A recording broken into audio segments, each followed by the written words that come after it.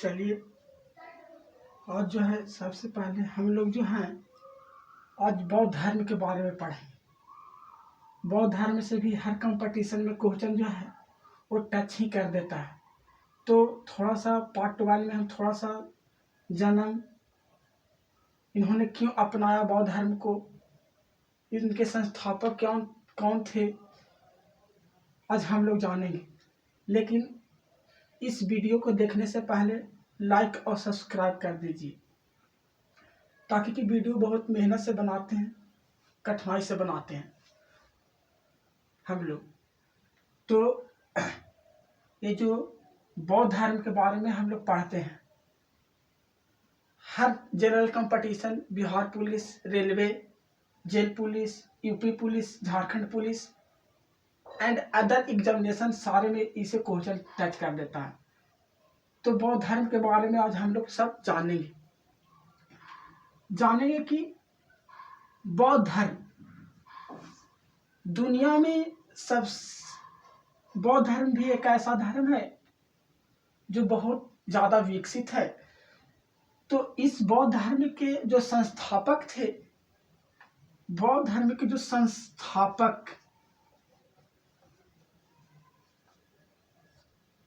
जो बौद्ध धर्म के संस्थापक थे वो थे गौतम बुद्ध। कौन थे? गौतम बुद्ध। अच्छे से समझना दोस्त, रटने का चीज नहीं है। एक तरह से हम लोग थियोरिकल यदि पढ़ लेंगे तो हम लोग का ये क्लियर हो जाएगा। तो बौद्ध धर्म के जो संस्थापक थे वो थे गौतम बुद्ध। यानी बौद्ध धर्म को जो संस्थापक किए, जो स्थापित किए, जो स्थापना किए, वो थे गौतम बुद्ध। और इन गौतम बुद्ध का जो जन्म हुआ था कपिलवस्तु में हुआ था। कपिलवस्तु में एक गांव है, उस गांव का नाम है लुम्बिनी।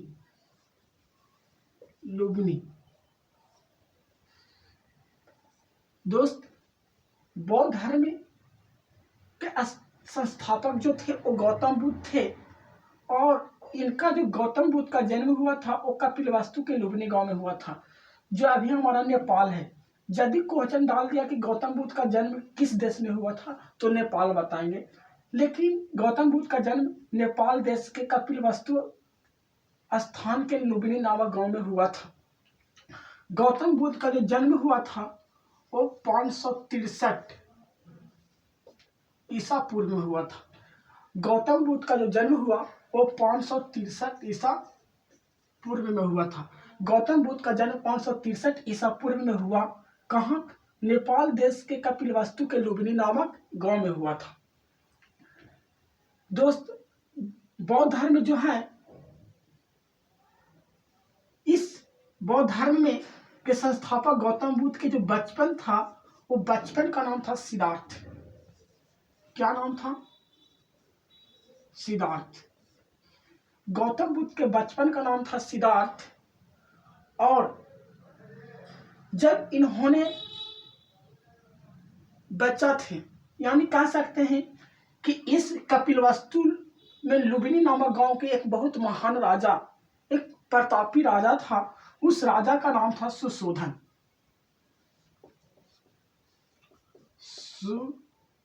सुशोधन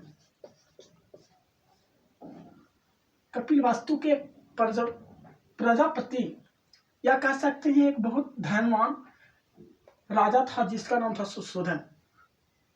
उनकी किस्मत में कोई संतान नहीं लिखा हुआ था, लेकिन जब चौथापन बीत गया, चौथापन आ गया, वृद्धावस्था आने लगा, तो सोचा कि इतना हमारा संपत्ति है, वो संपत्ति भोगेगा कौन? हमारे किस्मत में एक लिखा हुआ ही नहीं है। लेकिन क्या हुआ कि एक दिन की बात है कि सुशोधन अपने पत्नी माया देवी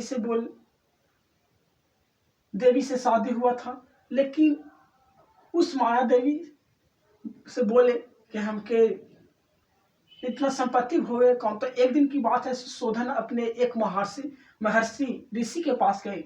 उन्होंने बोला कि ऐसी ऐसी बात है ऋषि मुनि, तो क्या होगा? तो उन्होंने बोले कि बेटे आप हे राजन, तुम्हारे किस्मत में लिखा हुआ है संतान, लेकिन वो संतान ऐसा होगा जो जन्म लेगा लेकिन वो आपके संपत्ति को उपभोग नहीं कर पाएगा। लेकिन सुशोधन सोचा, हम अपने बेटे को उस दिन से सोचा कि हम अपने बेटे को कभी बाहरी अनुभवता दे ही ना सकेंगे, तो कैसे ऋषि मुनि बन सकता है, तो कैसे घर त्यागी बनेगा। तो गौतम बुद्ध के पिता का नाम था सुशोधन, और इनकी वास्तविक जो रियली माँ थी यानी सुशोधन की पत्नी, उनका नाम था माया देवी।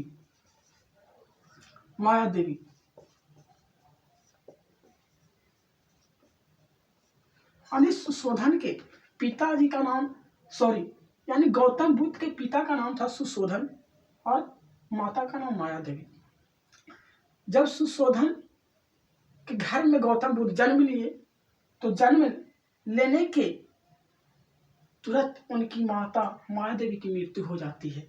तो वहां सुशोधन ने एक और शादी किया था, जो गौतम बुद्ध का सौतेली माँ हुई, उनका नाम था प्रजापति गौतमी।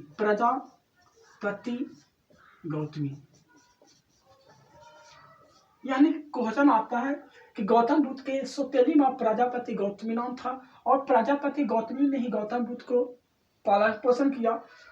जब इन्होंने अपने घर से निकले थे बाल अवस्था में, तो इन्होंने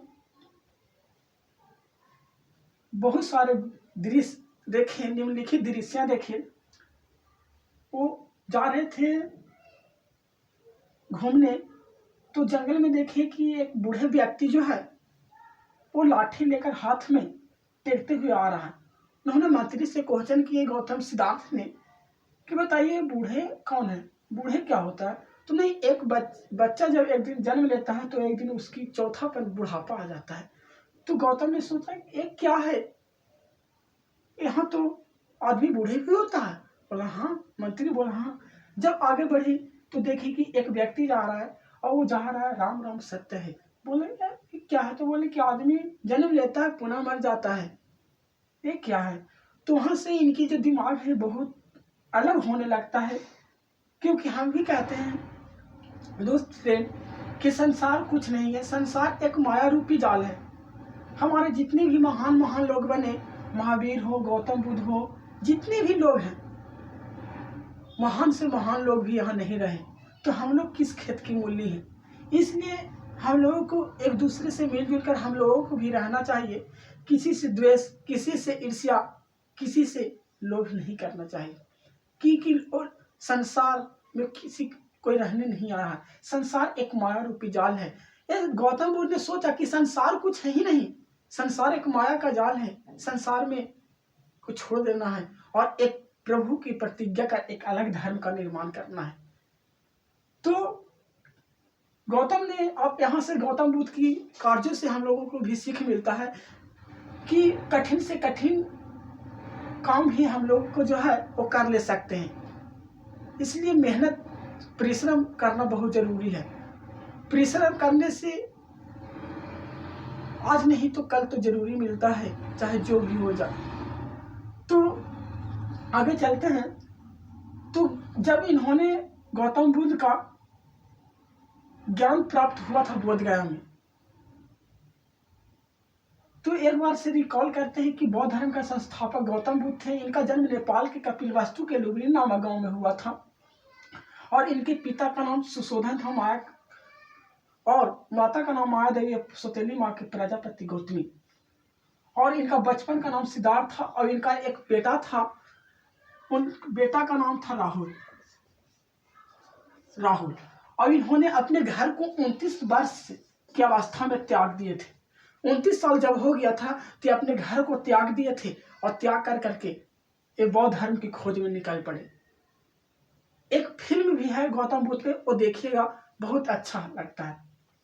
और 483 ईस्वी में इनकी मृत्यु हो गई, यानी एक कुल मिलाकर के 80 वर्ष बचे थे। 80 वर्ष में इनकी मृत्यु हो गई थी। तो पार्ट 1 में इतना ही रहने दीजिए। मेहनत करते रहिए, मेहनत के अलावा संसार में कुछ नहीं। मैं यही कहूँगा। Thank you.